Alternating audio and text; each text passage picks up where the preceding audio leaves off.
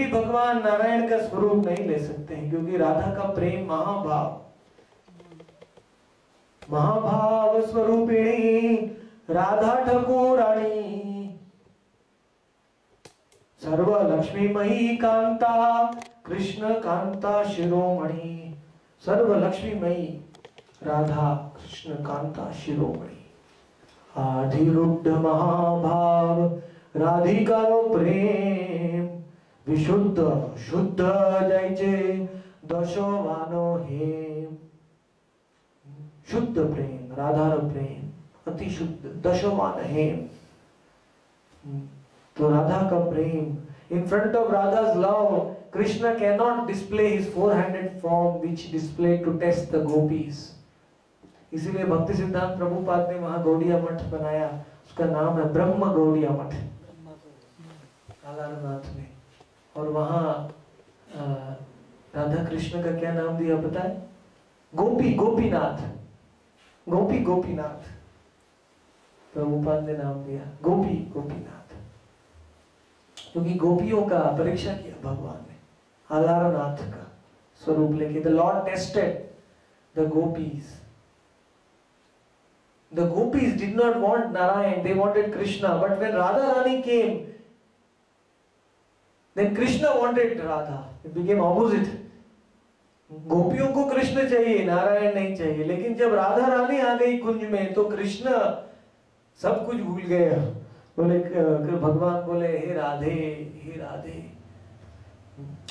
तो इस भाव से भगवान द्विभुज हो गए। तो ये भाव का स्मरण करके, तो remembering that pass time of Krishna testing the gopis when Lord Gauranga Mahaprabhu ran to Alaranath, यहाँ से 20 किलोमीटर महाप्रभु भाग के गए। जब अन्नवासर का समय होता है, जब जगन्नाथ जी 15 दिन तक उनको सर्दी हो जाता है, बुखार हो जाता है, तब महाप्रभु अलारनाथ जाते हैं गौरांग, क्योंकि उनको जगन्नाथ का वियोग विरह उनको सहन नहीं होता है। The Lord cannot tolerate Lord Gauranga the separation from Lord Jagannath, even for one day he cannot tolerate. So he runs to Alarnath. कोथा गेला मोरा प्राणनाथ, हे मथुरानाथ कदाव्य लोक से। किधर है कोथा गेला मुरली मगा, मेरा प्राणनाथ का दर्शन कराओ। ऐसे बोल के भगवान दौड़ के जाते हैं आलारनाथ में। और आलारनाथ में एक पत्थर मंदिर के बाहर रखा था और महाप्रभु ने उधर दंडवत प्रणाम किया आलारनाथ भगवान को, और वो पत्थर पिघल गया उनका प्रेम से। Mahaprabhu went running to Alarnath. 20 kilometers became like a second. The speed of the mind he was running. And then he came to Alarnath. He saw that Gopinath. He saw that two-handed Krishna has assumed 4 hands to test the gopis. And immediately Lord Gauranga Mahaprabhu, he offered his Dandavat Pranam to Alarnath. And that on the stone of the Brahmagiri hill. And immediately the stone melted. पशुपाखी झूरे पाषाण विधरे सुनी jar गुण गाथा, सुनी jar गुण गाथा। महाप्रभु का अवतार, उनका गुण लीला सुनने से ही पत्थर पिघल सकते हैं, तो उनका स्पर्श क्यों नहीं पिघलेंगे कि नहीं? Simply by hearing his pastime, the stones are melting. So when he touches the stones, when he offers his pranam on the stones, immediately the stone melted. स्थावर जंगम ना देखे तार मूर्ति, सर्वत्र होए निज इष्ट देव स्फूर्ति। सब जगह में स्थावर वस्तु पिघल जाता है महाप्रभु का प्रेम में, और जंगम वस्तु है वो स्थावर बन जाता है। स्थावर वस्तु जंगम बन जाता है, और जंगम है वो स्थावर बन जाता है। ये महाप्रभु का प्रेम है। This is the love of Lord Gauranga Mahaprabhu. Non-moving things become moving. They become active. by the touch of Lord Gauranga Mahaprabhu. And moving things become static. जो पानी है बहता हुआ वो कड़क हो जाता है। पक्षी पशु पक्षी है वो महाप्रभु का सौंदर्य देख के स्तब्ध रह जाते, स्टैच्यू बन जाते। तो पक्षी है वो स्तब्ध हो जाते हैं और पत्थर है वो पिघल जाता है। क्या लीला है महाप्रभु का। The stones are melting and the birds are becoming static. बोलो गौरांगा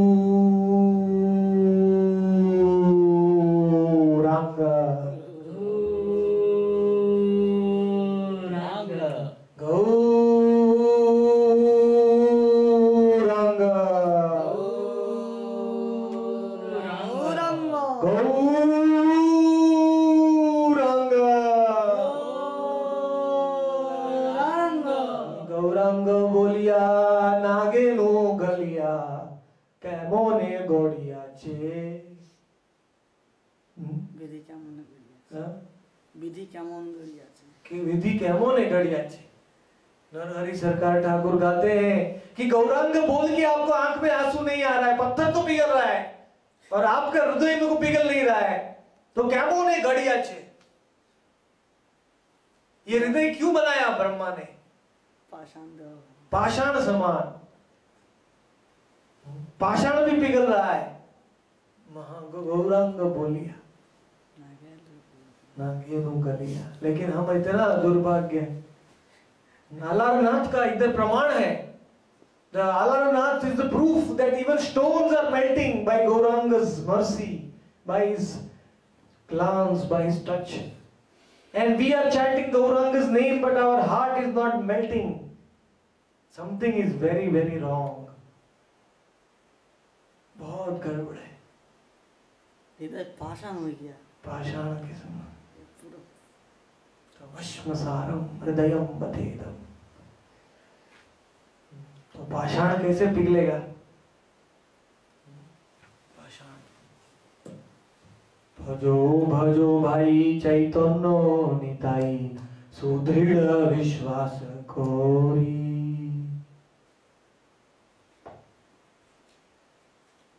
सुदृढ़ विश्वास। If we develop unflinching faith in Nitai Gaur Hari, then our stone, our heart will melt.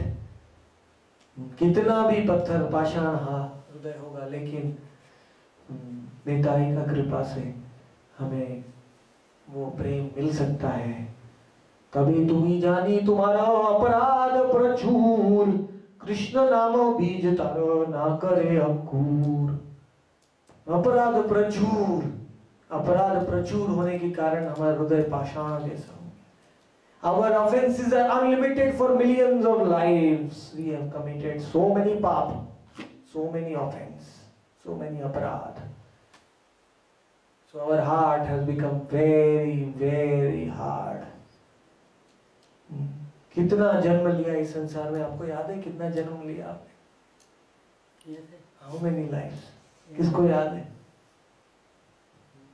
Krishna भूलि शयी जीव अनादिर बहिर्मुख, अतैव माया तारो दे संसार दुख। अनादि काल से आत्मा इस संसार में भटक रहा है। The soul is roaming in this, wandering in this 8.4 million species of life, repeatedly, again and again. Anadikal, time immemorial. And that is why our heart has become totally hard. We don't have any feelings for the Lord. We don't cry while chanting His name. So, nayanam kalatashudharaya, vaddanam kadgad hridaya gira, pulkair nichitam vapu kada, tava naam grahane bhavishyati. This is the real effect of chanting the name. Our tears should flow from our eyes like the Ganga. Tava naam grahane bhavishyati. Until we reach this stage, we are all neophyte devotees. जब तक हम नयनम गलदश्रुधार्य हमारा आंख में आंसू नहीं आएगा, हमारा गला रोंद नहीं जाएगा, हमारा बाल खड़ा नहीं हो जाएगा, हमारे शरीर में कंपन नहीं होगा भगवान का नाम लेने से, तब तक हम कनिष्ठ भक्त है। कनिष्ठ कौन सा भक्त है?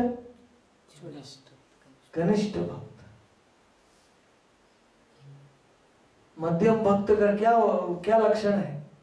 मध्यम भक्त का लक्षण है যাহার মুখে নিরন্তর কৃষ্ণ नाम সেই तो भक्त तुम्हें मध्यम समान। मध्यम भक्त जिसका मुख में निरंतर भगवान का नाम है, उसका गला प्रेम से रुंध जाता है। We are all neophyte until we feel attraction for the name. যারো যত নামে রুচি তারো তত বৈষ্ণব। नाम में रुचि। कोई पूछेगा आप कौन सा वैष्णव है, कितना बड़ा वैष्णव है, आप क्या बोलेंगे? तुलसीदास तो बोलेगा मैं तो बड़ा वैष्णव। नहीं महाराज, जिसका देख के मुंह में महामंत्र आ जाता है उसका वैष्णव बात आता है। सही तो जानी वैष्णव प्रधान। वैष्णव प्रधान और कनिष्ठ भक्त का नियंत्रण एकदम। जार श्रद्धा अति कोमल से तो कनिष्ठ भक्त। जिसका श्रद्धा बहुत कोमल है, दूसरा उसको एक तमाचा मारेगा तो भक्ति छोड़ देगा। One whose faith is very very weak and pliable, and one who has faith only in the deities but not in the devotees, he is a कनिष्ठ भक्त। जो भक्त भगवान को मानता है लेकिन गुरु को नहीं मानता है, भक्तों का श्रद्धा नहीं है। वैष्णव साधु संघ में जो श्रद्धा नहीं करता है कनिष्ठ भक्त है। One who does not have faith in Vaishnava, महाप्रसादे गोविंदे नामो ब्राह्मणी वैष्णवे। जितना वैष्णव में हमको श्रद्धा है वही हमें भगवान में श्रद्धा है। तो कनिष्ठ भक्त खाली भगवान को मानता है, वैष्णव में नहीं। बोलता क्यों मैं डायरेक्ट भगवान के पास जाऊंगा, मुझे कोई गुरु नहीं चाहिए, मुझे कोई वैष्णव नहीं चाहिए, मुझे कोई साधु संघ नहीं चाहिए, ऐसे भी है डायरेक्ट भगवान के पास। तो वो कनिष्ठ भक्त वो समझ नहीं पाता है कि वैष्णवेर कृपा होइला तुम्हारा हृदय सदा गोविंद विश्राम। गोविंद कहे न मोरा वैष्णव प्राण। तो हमको कनिष्ठ भक्त से मध्यम भक्त बनने के लिए क्या करना पड़ेगा? How we can become medium devotee, intermediate level? We have to develop attachment to the holy name. जारो जतो नामे रुचि तारो ततो वैष्णव। नाम में रुचि। वो तो आरती 10 मिनट में पूरा कर देंगे तो नाम में रुचि कैसे आ गया? ओ तो महाराज क्या बताऊंगा, हमारे ताल उल्टा पलटा हो गया इसलिए। नाम में रुचि होगा तो कीर्तन पूरा ही नहीं होना चाहिए।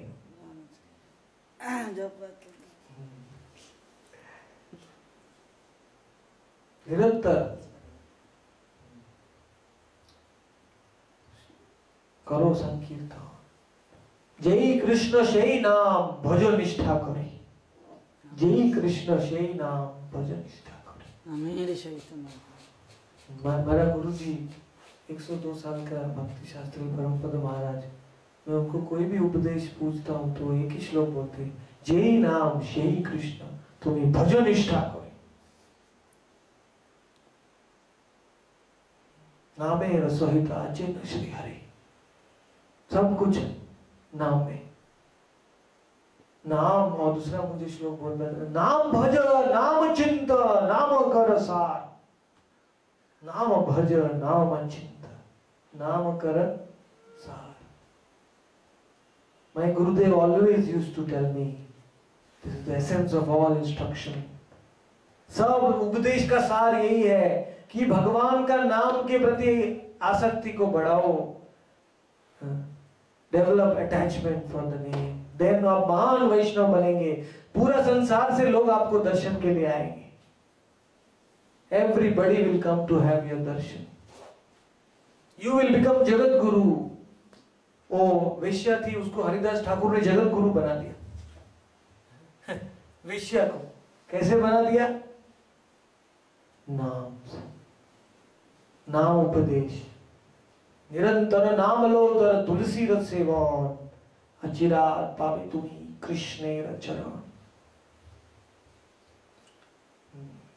उसको वेश्या को खाली 2 उपदेश दिया हरिदास ठाकुर ने।